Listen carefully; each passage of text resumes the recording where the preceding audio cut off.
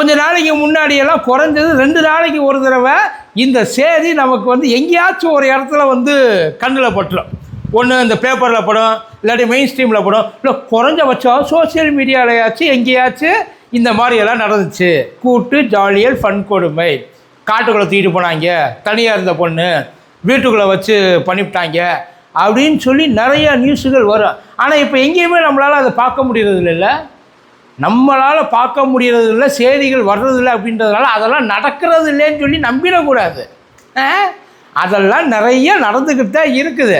ஆனால் அதை விட கொஞ்சம் பெருசாக நிறையா நல்ல வைப்புள்ள நல்ல வைரலாகிற கண்டென்ட் ஏகப்பட்டது அடுத்தடுத்து நிற்காமல் வந்துக்கிட்டே இருக்குன்றதுனால அது ஆற்றோடு அடிச்சுட்டு அப்படியே போகிற மாதிரி போயிடுது.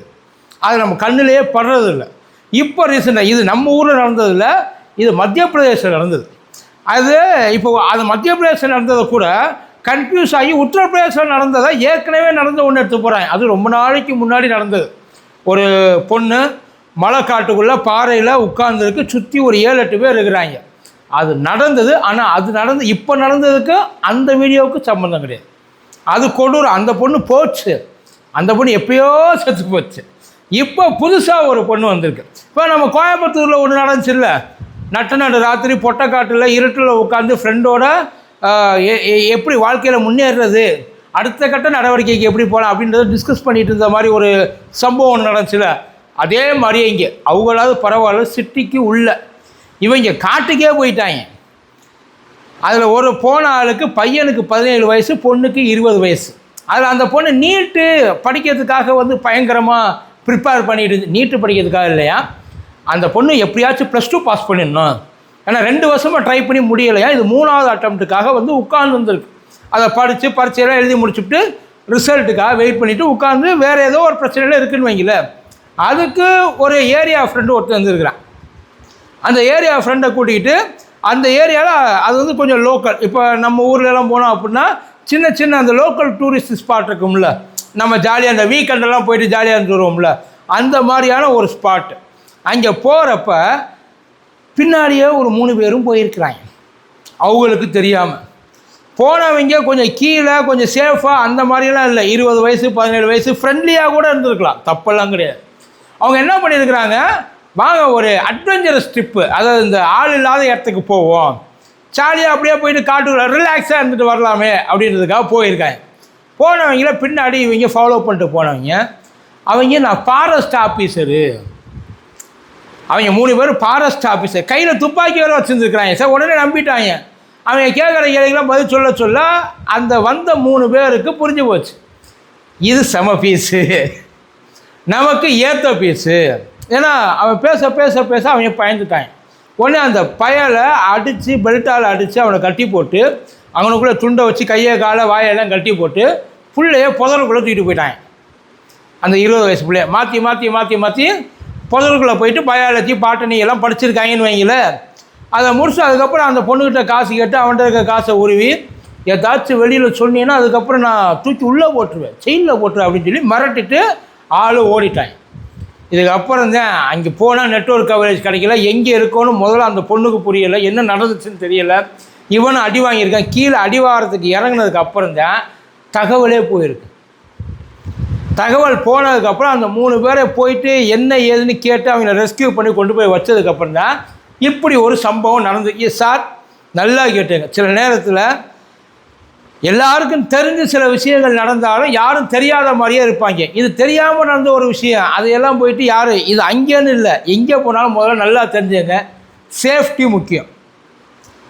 நம்மளை வந்து எல்லா இடத்துலையும் காப்பாற்றுவாங்க. கடவுள் கூட கோயிலுக்கு போனாத்தே நமக்கு வந்து நம்மளை பார்ப்பாருன்ற ஒரு நம்பிக்கை நமக்கு இருக்குது. எல்லா இடத்துலையும் உட்காந்து நம்மளை காப்பாற்றுவார்னு யாரும் நம்பலை. அப்படி தான் கோயிலுக்கு ஏன் போகிறாங்க.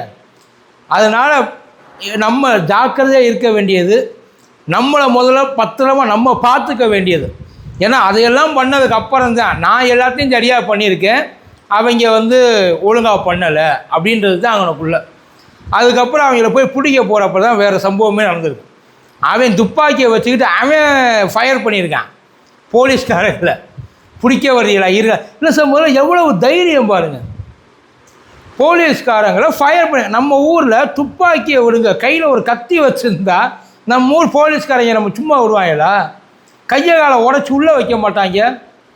இவ்வளோதான் நமக்கு அவங்களுக்கும் உள்ள வித்தியாசம். அவன் ஃபயர் பண்ணியிருக்கான், பதிலுக்கு போலீஸும் ஃபயர் பண்ணியிருக்கான். ஃபயர் பண்ணப்போ அவனுக்கு காலில் குண்டு பாஞ்சிருக்கு. பேலன்ஸ் 2 பேர் எங்கே இருக்காங்கன்னு தெரியலையா. இப்போ இந்த இடத்துல யாரை குற்றம் சொல்லுவீங்க?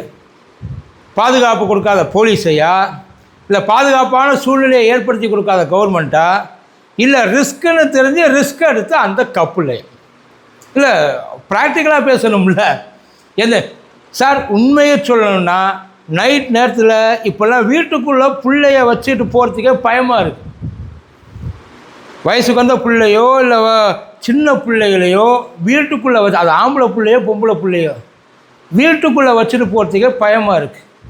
வீட்டுக்குள்ளே லைட்டை போட்டு தூங்குறவங்களாம் நிறையா பேர் இருக்கிறான் தெரியுமா? ஏன்னா அந்த அளவுக்கு ஊர் கிடக்கு.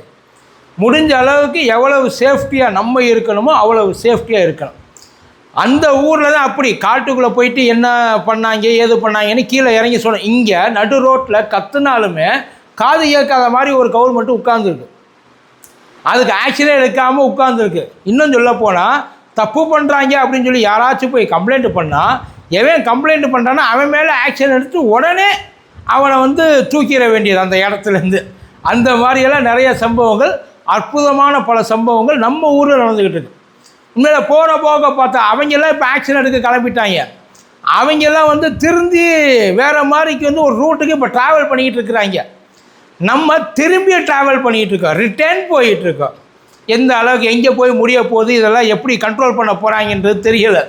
ஏன்னா இப்போ போகிற போக பார்த்தா அங்கே உள்ளே இருக்கிறவங்களே கம்ப்ளைண்ட்டு நம்ம கொடுக்கலாமா, இந்த மாதிரி ஒரு தப்பு நடக்குதுன்னு நம்ம மேலே தெரிவிக்கலாமா அப்படின்ற மாதிரியெல்லாம் ஒரு யோசனையில் இருக்கா.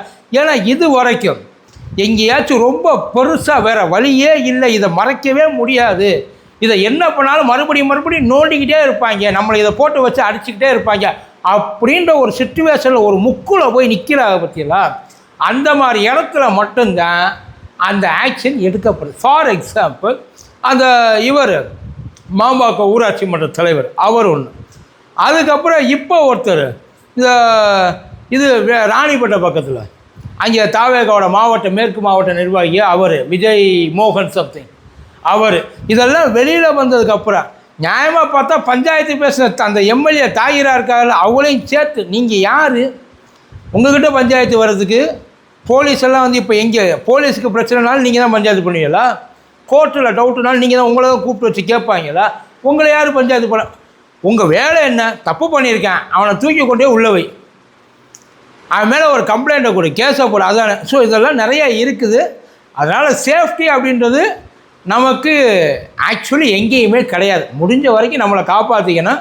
இந்த மாதிரி போகிறது, தனியாக வந்து ஒரு பெரிய அட்வென்ச்சரஸ் ட்ரிப்பு பண்ணுறது, இதையெல்லாம் கொஞ்சம் கண்ட்ரோல் பண்ணிக்கங்க, நல்லது. போனதுக்கப்புறம் கற்றுனா ஒரு பிரயோஜனமும் இல்லை. ஓகே.